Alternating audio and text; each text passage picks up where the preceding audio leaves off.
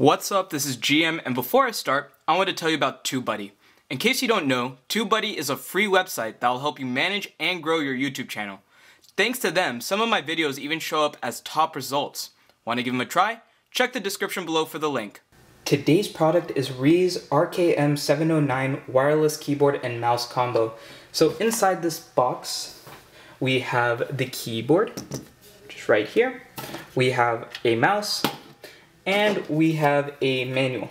It also has a dongle which you will be able to find inside of one of these two devices. It says on their website it should have been in the laptop. It should have been in the keyboard. However, for me, it was inside the mouse. So I'll show you where you can find it for either of those in case you are trying to find it. So I think for the price, this bundle is pretty good. It works on Windows, Macs, and Linux, as well as Android and Amazon Fire TV. It also works on Chromebooks. Works at a 10 meter or 33 foot range. It uses a USB receiver, which might be in the keyboard or mouse hatch, which I mentioned already and will show you, so don't worry. They both require two AAA batteries each. So that means you need to have 4 total if you want to use this whole combo together. The mouse has 3 DPI levels, 1600, 2400, and 3200. The keyboard is 295 by 137 by 19.3 millimeters, or 11.6 by 5.4 by 7.6 inches. So now let's take a look at the mouse first. So here we have the mouse. It's a pretty standard mouse with a slightly steeper curve going upward from the back. The size of it though seems to be pretty good. The thumb buttons seem to be well placed right where my thumb are.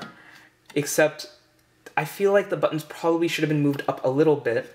But for the buttons, we have 2 thumb buttons, we have a left and right click, we have a scroll wheel button, and then we have the DPI button as well. On the bottom, we have an on-off switch right here that you just have to flip. We also have a little bit of padding here so that way it scrolls smoothly. And then we have the hatch. So I'll go ahead and zoom in so you can see the hatch a little bit better. So you push it out like that.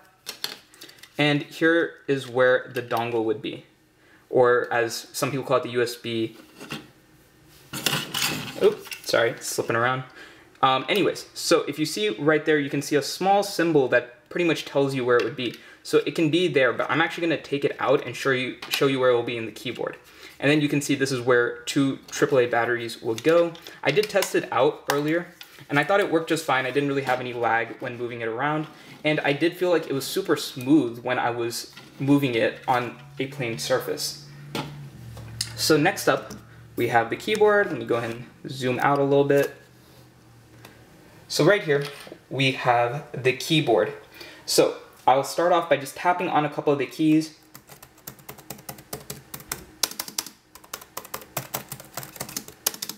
So as you can tell, it's not the loudest, which is probably good, considering you're most likely going to be using this for casual use.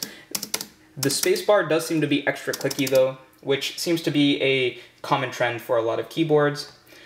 I'm going to go and show you the bottom now.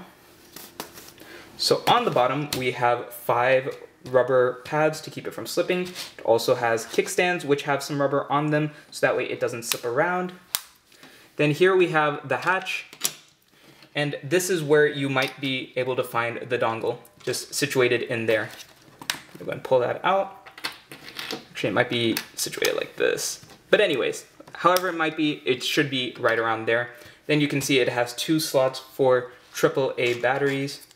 So if you do not find it in this little hatch right here, make sure you check the mouse. Should be in one of those, even though the website states that it should be in the keyboard. For me, it was inside the mouse. So now I'm going to flip it back over. Over here we have ways to connect it, control volume, all of that good stuff. I didn't find there to be any type of lag when I used it, and it seemed to work just fine. However, do keep in mind this is probably meant more for just casual use, or for a little bit better experience using, maybe if you connected it to a computer that was connected to, let's say, a projector or something like that, where you won't be right up against the device. So that's one of the benefits of using something like this. However, I would not in any means recommend buying this for gaming experiences. I've read some people's comments on the product and they said that they didn't like it for gaming purposes, and I would not expect it to be very good for gaming purposes.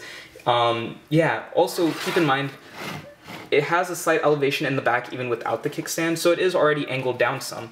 So that'll relieve a little bit of stress on your wrist as well. One thing I'm not a big fan of is the fact that it requires 4 AAA batteries altogether to use both of these. Because honestly, I don't want to be putting batteries in when I could just buy a wired mouse, wired keyboard, or a wireless one that can be charged. Personally, that's what I prefer to use, unless it's for gaming purposes. But that's just me. I find it to be a little bit annoying to have to keep replacing the batteries on these. But for some of you, that might be okay if you don't use it very often. It works fine for regular day use, so I would recommend it if you just need something to hold you over for a while. That's it for this video. Link to the product is in the description below if you found the video helpful. I'd love it if you could leave a thumbs up and subscribe. If you have any questions, leave a comment below as well. Thanks for watching.